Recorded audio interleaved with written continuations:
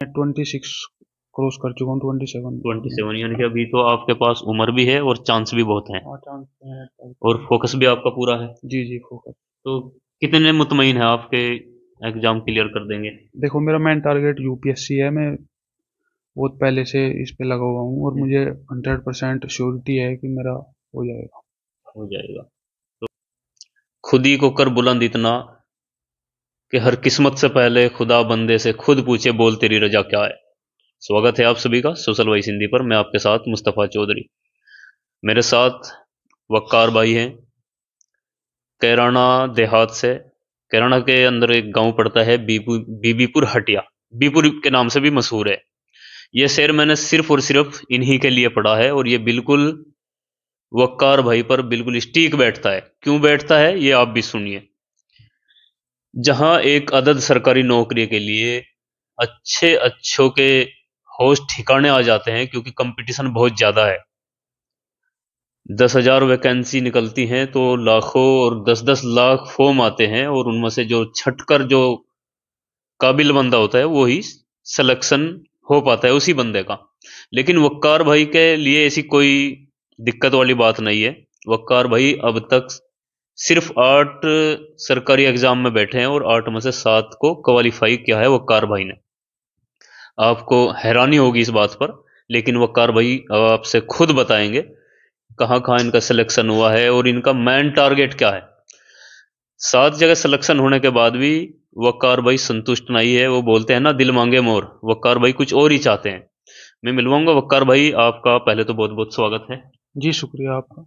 वक्कार भाई, मैंने बताया आपने 8 एग्जाम दिए और 7 जगह आपका सिलेक्शन हुआ। वो कौन से 7 एग्जाम हैं जो आपने क्वालिफाई किए, जहां आपका सिलेक्शन हुआ? सिर्फ ये बताएं आप पहले। जी, मैंने ग्रेजुएशन में तो बी फार्मा किया है अच्छा। और उसके बाद मैं तैयारी शुरू की। और सबसे पहले तो मैंने यूपी पुलिस कांस्टेबल के लिए अप्लाई किया और उसमें मेरा सिलेक्शन हो गया। मैंने टोटल 7 एग्ज़ाम क्लियर किए हैं। और सेकंड मैंने फिर आरपीएफ कांस्टेबल का निकाला। और फिर यूपी पुलिस में ही फायरमैन की पोस्ट होती है, कांस्टेबल लेवल की होती है, वो निकाली। उसके बाद मैं आरपीएफ सब इंस्पेक्टर निकाला। और फिर उसके बाद एनटीपीसी का होता है एक एग्जाम, वो निकाला। और फिर मैंने यूपी पुलिस सब इंस्पेक्टर निकाला, वो मैंने ज्वाइन कर रखा है। लेकिन अभी मैं उसके मेडिकल लीव पे हूँ।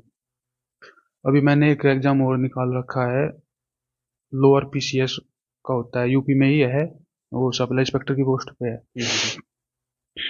और 2 बार मैं यूपीएससी दे चुका हूँ। एक बार तो मैं प्री क्वालिफाई नहीं कर पाया था। यानी कि भाई 8 7 एग्जाम के बारे में आप भाई ने बताया जो क्वालिफाई किए हैं, और आपका टारगेट क्या है? मेरा मेन टारगेट यूपीएससी है। यूपीएससी भाई का टारगेट है। अच्छा वकार भाई, ये आपने साथ साथ एक नहीं दो नहीं, लगातार 7 एग्जाम क्वालिफाई किए। 8 में से 7 आप क्वालिफाई किए जी जो पाए, ये कैसे संभव हुआ? इसी आखिर आपने क्या किया, किस तरह मेहनत की जो ये इस तरह आपने 8 एग्जाम में बैठे और 7 को क्लियर कर लिया? देखो, मैं ये गुरु मंत्र क्या है? ग्रेजुएशन जब मैं बी फार्मा में था, हम्म, तो सेकंड ईयर में था मैं उस थोड़ा टाइम मेरी में। तरफ लगा दो। जब मैं सेकंड ईयर में था उस हम्म, टाइम से ही मैं मतलब लगा हुआ हूँ हम्म, गवर्नमेंट जॉब के लिए। और सेकंड ईयर से ही, हम्म, तब से ही मैं लगा हुआ हूँ। मेरा पहला सिलेक्शन जैसे यूपी पुलिस में हो गया, तो मुझे लगा कि मुझे और ज़्यादा करना चाहिए, मुझे यूपीएससी की तरफ जाना चाहिए। और मैं यूपीएससी की तैयारी तब से ही करने मतलब शुरू कर दी थी।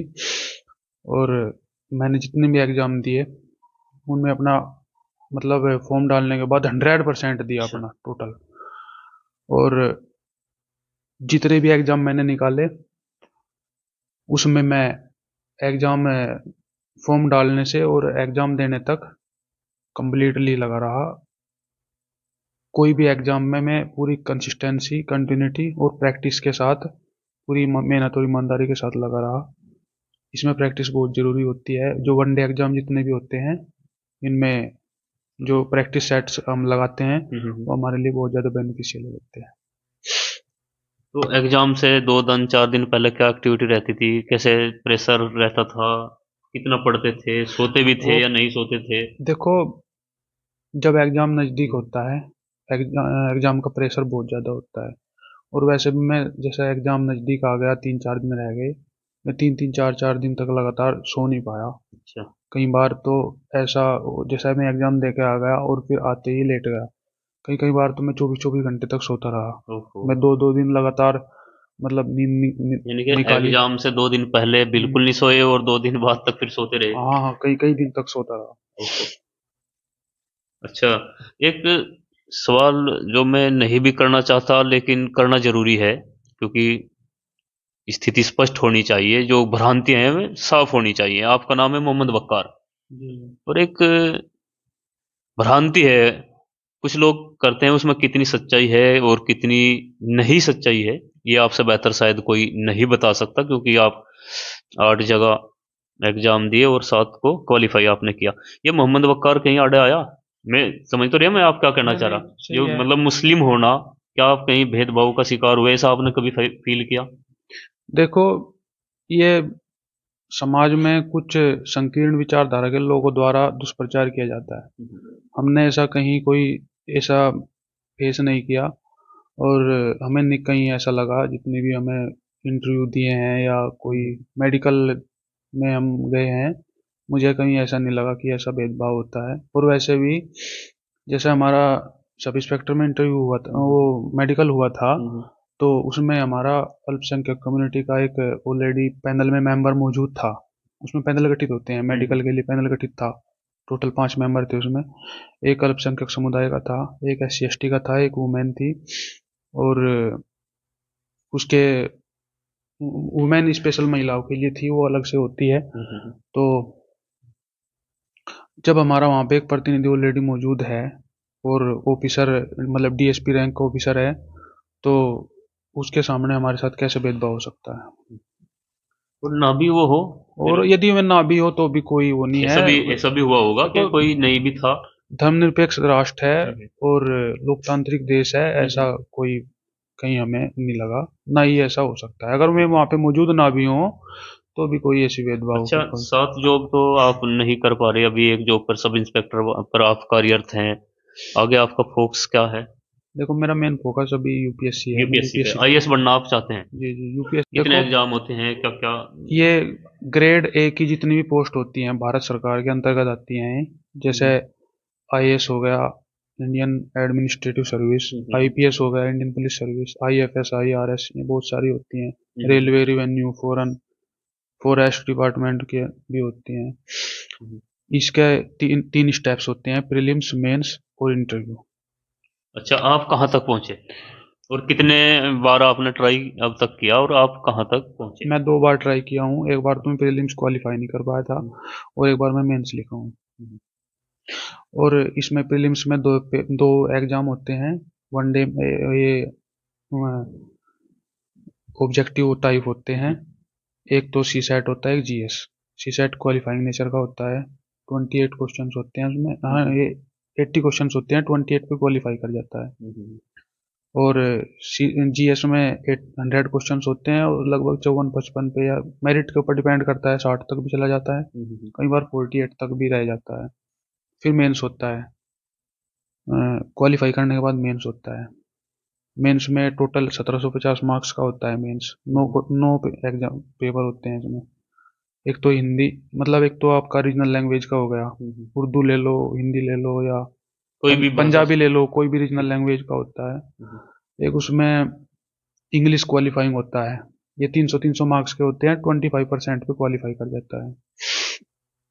उसके बाद 7 एग्जाम होते हैं, 4 GS के होते हैं, 250-250 मार्क्स के, और दो आपका ऑप्शनल लेना पड़ता है। जैसे मैंने ज्योग्राफी चूज कर रखा है। 2 एग्जाम पेपर होते हैं इसके, पेपर फर्स्ट, पेपर सेकंड, वो होते हैं। और एक ऐसे का होता है 250 मार्क्स का। ये टोटल 1750 मार्क्स होते हैं। इनके टोटल मार्क्स जोड़ के फिर एक मेरिट बनती है, और उसके बाद हम इंटरव्यू के लिए क्वालिफाई कर जाते हैं। इंटरव्यू फिर 275 मार्क्स का होता है। और फिर फाइनल जब मेरिट लगती है इंटरव्यू के और ये मेंस के मार्क्स जोड़ के, और ये टोटल 2025 हो गया, और इसका इसके बेस पे मेरिट बनती है। जो फिर फाइनल तो प्रक्रिया करते हैं। जो अभ्यर्थी होता है जो भागीदारी लेता है यूपीएससी में, कुल कितने चांस होते हैं? क्योंकि अक्सर एक चांस में तो बहुत ही ऐसा कम सुनने में आता है कि पहले ही चांस में सिलेक्शन किसी का हो गया। इसमें चांस कितनी बार मिलता है अभ्यर्थी को? देखो, इसमें कैटेगरी के ऊपर डिपेंड करता है। जैसे मैं ओबीसी ओबीसी से। कैटेगरी से हूँ, मुस्लिम गुर्जर ओबीसी कैटेगरी में आता है, तो 9 चांस हमें मिलते हैं। नो चांस मिलता हाँ, और है। एज का भी कुछ होगा? 33 ईयर तक हम उसको भर तो सकते हैं। आपकी एज कितनी हुई अभी? मैं 26 क्रॉस कर चुका हूँ, 27। 27, यानी कि अभी तो आपके पास उम्र भी है और चांस भी बहुत हैं, हाँ, चांस है। और फोकस भी आपका पूरा है। जी जी, फोकस। तो कितने मुतमईन है आपके एग्जाम क्लियर कर देंगे? देखो, मेरा मेन टारगेट यूपीएससी है। मैं बहुत पहले से इस पे लगा हुआ हूँ और मुझे 100% श्योरिटी है कि मेरा हो जाएगा। हो जाएगा। तो बहुत बहुत आपके लिए शुभकामनाएं कि आपका सिलेक्शन हो जाए। तो जो छात्र हैं जो स्कूली शिक्षा ले रहे हैं या कोई किसी एग्जाम की तैयारी कर रहे हैं, उनके लिए क्या मैसेज देंगे आप? देखो, जैसा अभी यूपी पुलिस की वैकेंसी आ रखी है, तो अब इसमें टाइम तो है नहीं, 1 महीने का टाइम है। मेरा तो यही कहना है कि मतलब आप प्रैक्टिस कीजिए जितनी भी ज़्यादा से ज़्यादा हो सके। एक प्रैक्टिस सेट डेली लगाइए। अभी कंटेंट या थ्योरी पढ़ने का तो अभी टाइम नहीं है। और प्रैक्टिस कीजिए, 1 महीना प्रैक्टिस कीजिए और सिलेक्शन उठाइए, फिर आगे बढ़िए और सिलेक्शन लीजिए। देश के निर्माण में अपना सहयोग दीजिए। हमारा तो इतना ही कहना है अपने।